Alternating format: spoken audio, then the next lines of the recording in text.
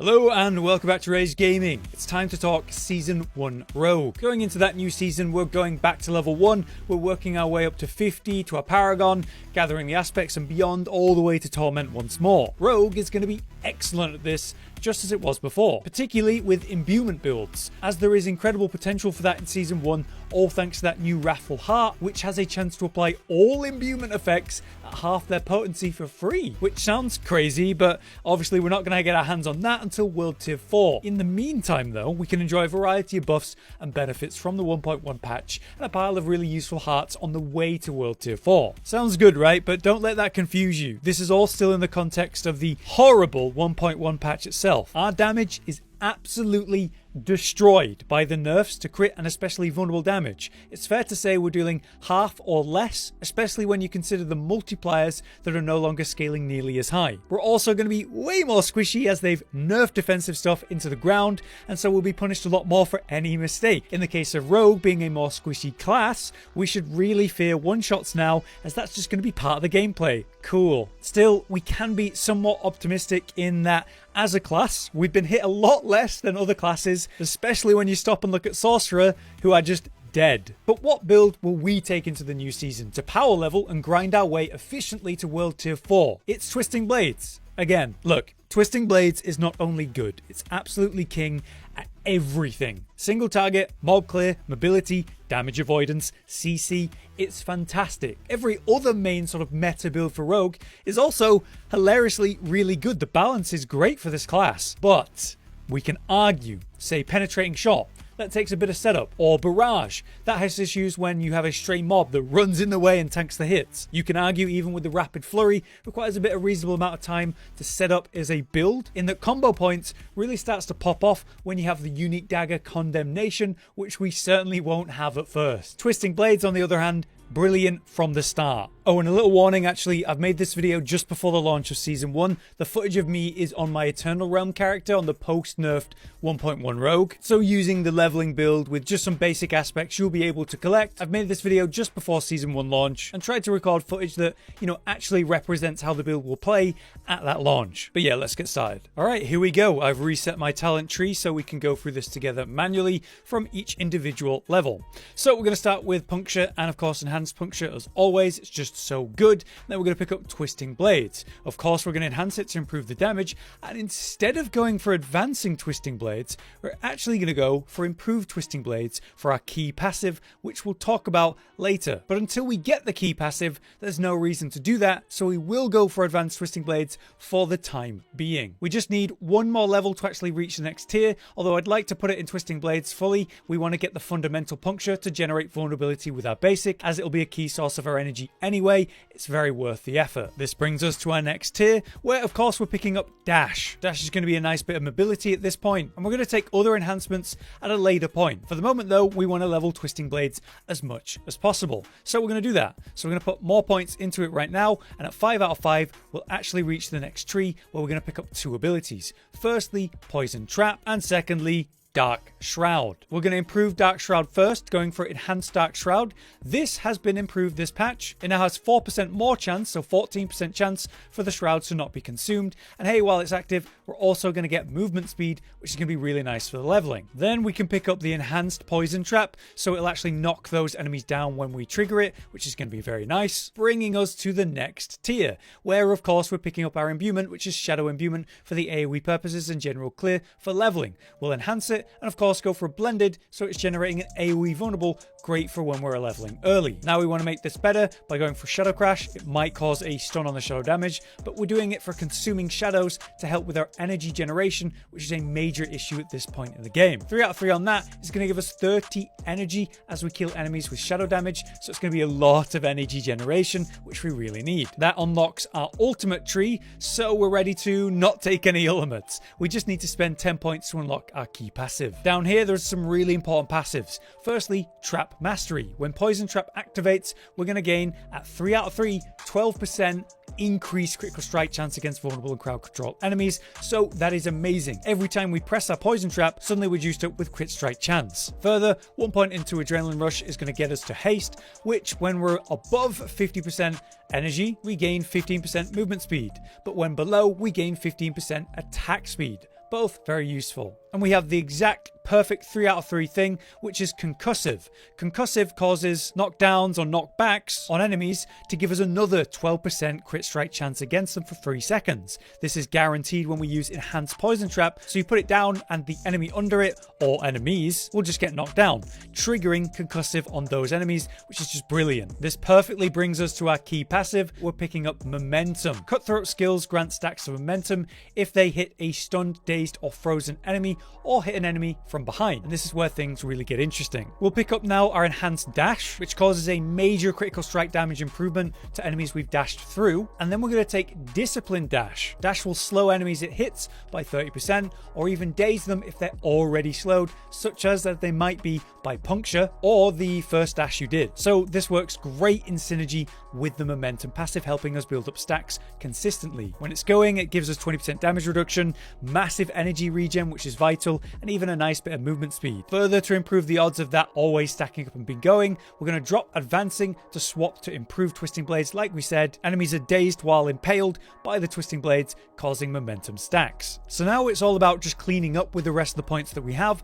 starting with the very powerful passive of exploit for 1 point to get to malice, the even more powerful passive. So we're going to level that up to 3 out of 3. I happen to have some item contribution, so it's showing more than it would be for you, but it's 9% times increased damage to vulnerable enemies, which is amazing. Then the other points can go into exploit to improve our damage to healthy and injured enemies by a lot. While we're here, we can put 1 point into deadly venom so that we can unlock 3 levels in debilitating toxins. Poisoned enemies will deal 15% less damage, helping us with survivability as we AoE spread poison with poison trap. We're also going to pick up 1 point of countering poison trap at this stage, though you can pick this up earlier, pretty much around the time you get the imbuements if you have the point spare. This will allow poison trap to completely reset the imbuement of Shadow Imbuement, that cooldown, so we can consistently have it going. We're going to come up to the weapon mastery passive now, putting 3 out of 3 into that, making us deal much more damage to healthy enemies if we're using daggers or swords, which would be ideal, just straight flat out increased damage. From here we have our remaining 8 points,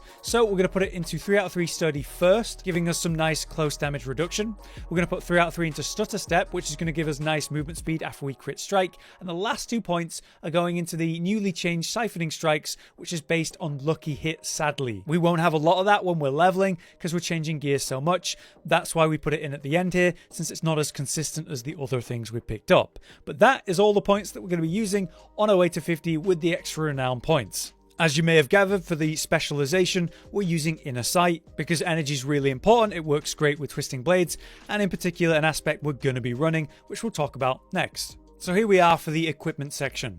We are going to be changing our weapons, our gear, our equipment so often that I can't say, oh, go get this aspect for the codex or whatever. There's only going to be a few options for us that we should all have as this build as we level. That is going to be your amulet, it's going to be your rings, and even your gloves if you're willing to do that. Basically, the most important aspect is the blade dancers aspect. This causes the twisting blades to orbit around you for a short time, improving your damage generally, but also improving the orbit damage based on how far the blades actually have to go to return to you. Vital for any twisting blade build. That's why it's normally on your two-hand weapon, the crossbow. But as we're leveling, our weapons are going to change so much we can't do that. So I would recommend you put the blade dancer aspect onto the amulet slot to fill that slot so you have the most powerful effect of this vital aspect. Thankfully, it's a guaranteed aspect as we can get it from the codex. You can pick up this aspect by just going and doing the dungeon Jalal's Vigil in Skostglen. So that's on your amulet. What are you going to put on your rings? On the first ring, I would recommend Ravenous. This gives you up to 70% times increased energy regen as you kill vulnerable enemies. That is consistently happening in this build, so it's a major improvement to your energy generation, which is vital. Ravenous is another one we can pick up in the codex from the Shifting City dungeon in the Dry Steppes. Lastly, the third aspect you're going to want on that final ring slot is going to be Edge Masters. This deals up to 20% times increased damage based on your available primary resource at the time. So if you're at full energy, it deals even more damage. This is so good that we often have it on our two-hand weapon in a lot of builds outside of Twisting Blades. But since this is taking up our amulet slot already, we're going to have to put it on the ring, or alternatively, the glove slot if you are going to hold on to that for a while. Those three are the most important aspects we can guarantee get from the Codex though, because the Edgemasters aspect is the one you can pick up from the Old Stone dungeon in Scoz Glen. So those 3 are non-negotiable. You must go get them and get them as soon as possible on your amulet and your 2 rings, with the potential of a glove slot if you're willing to go that far. When it comes to affixes,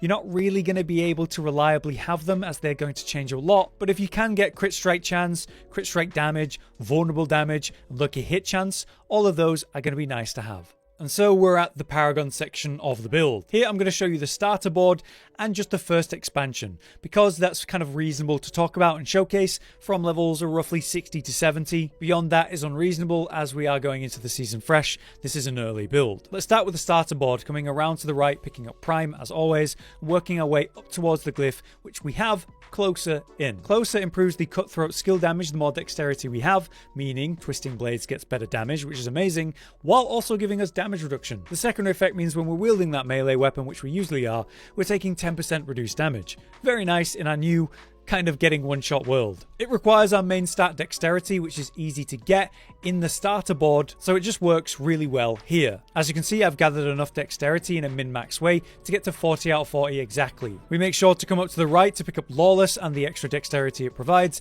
then leaving the board on the left through Skillful up to our first extension board, which, as you might have expected, is Exploit Weakness. Whenever you deal damage to a vulnerable enemy, they take 1% times, scaling up to 15% times, a major damage increase in all ways. I've orientated the board, as you can see, so we can leave to the right when we're ready, and we can easily get to the first glyph very quickly, which I have Combat. Combat improves your critical strike damage to everything. This was actually buffed this patch because it used to be just for core skills, so it's actually even better, and in my opinion it was so meta for every rogue build already, which is crazy. Anyway, we enter the board from the bottom, coming up and moving left and up towards the glyph to activate that and socket in Combat. We only need 25 intelligence to get the secondary effect of this, which causes skills that critically strike to restore 12% of their energy cost, which is amazing, further helping us with, say, benefiting from Edgemasters. I get the intelligence, as you can see, by coming down to the rare nodes, picking up the intelligence nodes around that, and coming left to the rare node Artifice, benefiting from the magic nodes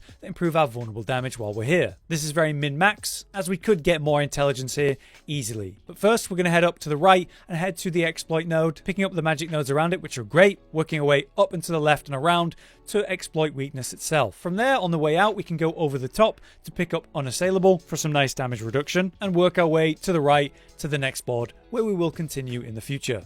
And as we are in Season 1 then, it's time to talk Malignant Hearts. Our number 1 heart, the clearly insane Vile Apothecary, is a wrathful heart that we can socket into anything because of that. However, unfortunately, it's only going to start dropping in World Tier 4, so the start of Endgame basically. When we do get it, it means our attacks have a 5 to 15% chance to apply all imbuement effects, 40 to 50% of normal potency, which is insane. But that's a long-term main aim then, so what should we do before we finally get that? Well, the universal much sooner option, which is also a wrathful heart, we may even end up running both of these in the end, is Malignant Pact, cycling through a Malignant bonus every 20 kills. On Vicious, you gain 20% attack speed, which is nice. On Devious, our core and basic skills have a 15% chance to fully restore your primary resource, which is insane. And then Brutal, every 21 seconds we get a little barrier, which is nice but not crazy. So as a wrathful pick, it's going to be very good, and we can get it a lot sooner than, say, our ideal one. Following that, we have some other rogue-specific options,